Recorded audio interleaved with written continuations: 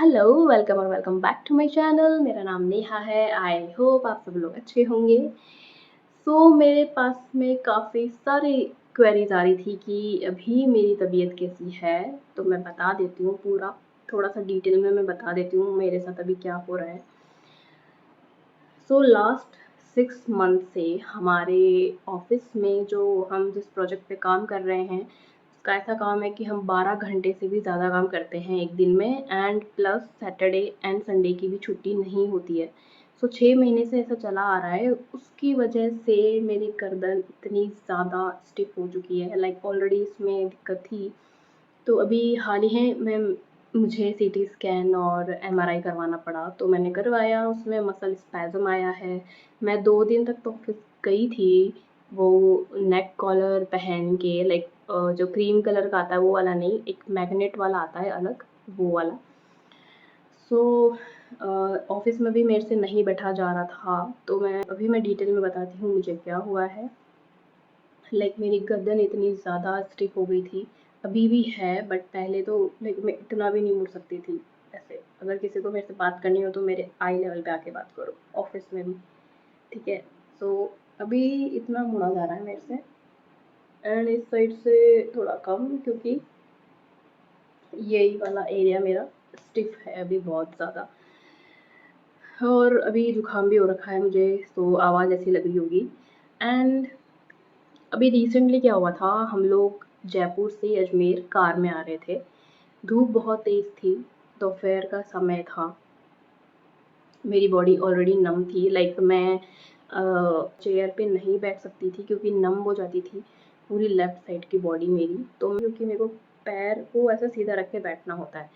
तो 2 घंटे का ही सफ़र था कार में, बट स्टिल जैसे ही पास में आया अजमेर, मतलब मैंने कार को 2 बार रुकवाया, क्योंकि मेरी पूरी, पता नहीं क्या हुआ था, क्योंकि मेरी पूरी बॉडी नम हो गई थी। मैं ऐसे टैप कर रही हूँ इस हाथ से, ये हाथ भी ऐसा गिर गया, ग्रिपिंग ख़त्म हो गई। इतना ज़्यादा एंग्जायटी, पैनिक अटैक आ गया मुझे। एंड फटाफट से जैसे ही अजमेर पहुँचे, इमरजेंसी में गए, तो उन्होंने बताया कि आपको हीट स्ट्रोक हुआ है। लाइक मुझे ये नया पता चला है कि लू लगने से आपकी बॉडी नम हो सकती है। लाइक मुझे ऑलरेडी हो रही थी, तो मुझे फ़ीवर भी आ गया, ठीक है, जुकाम भी हो गया। मतलब फ़ीवर तो उस वक़्त आ गया था, जुकाम तो बाद में हुआ।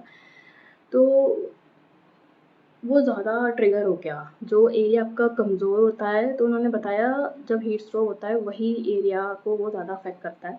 तो मेरी डबल स्पीड से, मतलब डबल नमनेस बढ़ गई थी जितनी हो रही थी। ये अपडेट है कि मेरी बॉडी नम हो रही थी।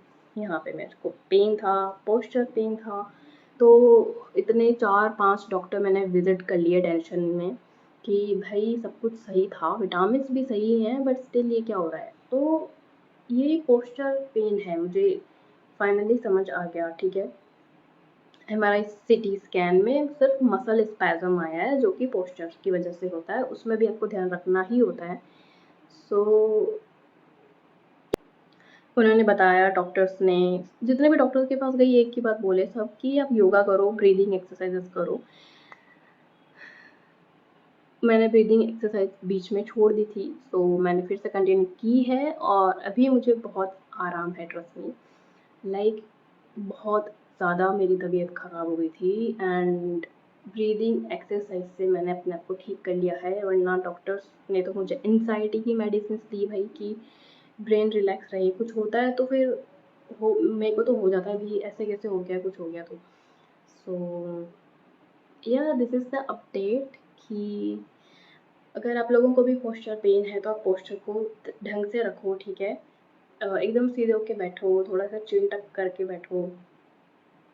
एंड जो भी आप लोग स्क्रीन यूज़ करते हो, फ़ोन, लैपटॉप, ठीक है, जो भी, तो आपका स्क्रीन आपके आई लेवल पे होना चाहिए। जैसे अभी मेरा फ़ोन मेरे आई लेवल पे है, तो ना तो आपको ऐसा दिखना पड़ेगा, ना ऐसे दिखना पड़ेगा। ज़्यादा से रीढ़ की हड्डी भी ऐसे झुकेगी नहीं, आपकी स्पाइन भी सही रहेगी।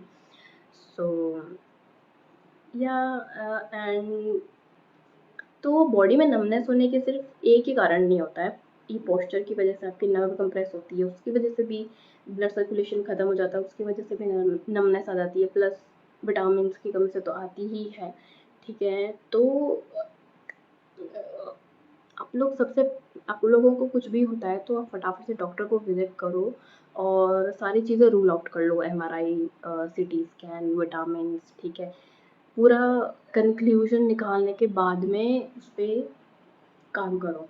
लाइक मेरा कंक्लूजन है, मुझे योगा एंड ब्रीदिंग एक्सरसाइज पे ही फोकस करना है, कभी भी भूल से भी नहीं छोड़ना है। जो मैं कभी कभी लापरवाही कर देती हूँ तो मैं उसका पूरा पूरा ध्यान रखूँगी। और मैं मिलती हूँ आप लोगों से अगले वीडियो में एकदम फिट तंदुरुस्त होके। और मैं हाँ अभी एक और मैं फटाफट से वीडियो बना दूँगी सारी एक्सरसाइजेस का जो भी मैं करती हूँ। ऐसी अगर आप लोगों को भी कोई दिक्कत है नेक से रिलेटेड, ठीक है, सर्वाइकल स्पॉन्डिलाइसिस से रिलेटेड, तो मैं एक्सरसाइजेस का एक प्रॉपर वीडियो बना दूँगी। तो आप लोग वो वीडियो ज़रूर देखना। और अगर अभी किसी को ज़्यादा प्रॉब्लम हो रही है तो अभी आप फटाफट से क्या बोलते हैं, हॉट हीट पैड लगा सकते हो, उससे भी बहुत आराम मिलता है, ठीक है। और आप लोग एंड यस, मुझे ये चीज़ पोस्चर पेन से स्टार्ट हुई थी। लाइक सबसे पहले मेरी जो ये नेक है वहाँ पे स्वेलिंग रहने लग गई, फिर मेरे आर्म्स पे, वो भी लेफ़्ट एरिया है भाई। अच्छे को डर लग जाए कि ये स्वेलिंग भी हुई, नमनेस भी हो रही है, हो क्या रहा है। तो सारी चीज़ें रूल आउट करना बहुत ज़रूरी है। मैंने कोलेस्ट्रॉल वगैरह सब कुछ चेक करवाया फिर से। सो मेरे नेक पे स्वेलिंग रहने लगी थी पहले, फिर आर्म्स पे, फिर मेरे लेग्स के एंकल के साइड में, देन मेरी अभी रिसेंटली इधर रिस्ट के यहाँ पे स्वेलिंग रहने लग गई थी। सो मैंने सारी चीज़ें रूल आउट करवा ली, उसके बाद में फाइनल कंक्लूजन निकाला। और ब्रीदिंग एक्सरसाइजेस बहुत इम्पॉर्टेंट है। आप लोग अनुलोम विलोम तो ज़रूर करा करो, और कुछ नहीं कर सकते हो तो अनुलोम विलोम आधा घंटा रोज़, जैसे भी 5-5 मिनट करके पूरा दिन भर में आधा घंटा आप अनुलोम विलोम करो। अनुलोम विलोम से फटाफट, डॉक्टर ने, एलोपैथी डॉक्टर ने मुझे ये बताया है कि आप अनुलोम विलोम क्यों नहीं करते हो, या। और ये मैंने जो साड़ी पहनी है वो वीडियोस बनाने के लिए पहनी है। कोई मुझे पूछे उससे पहले ही मैं बता देती हूँ। तो मैं जल्दी मिलती हूँ आप लोगों से नेक्स्ट वीडियो में। बाय बाय, टेक केयर, अपना ध्यान रखना। नमस्ते।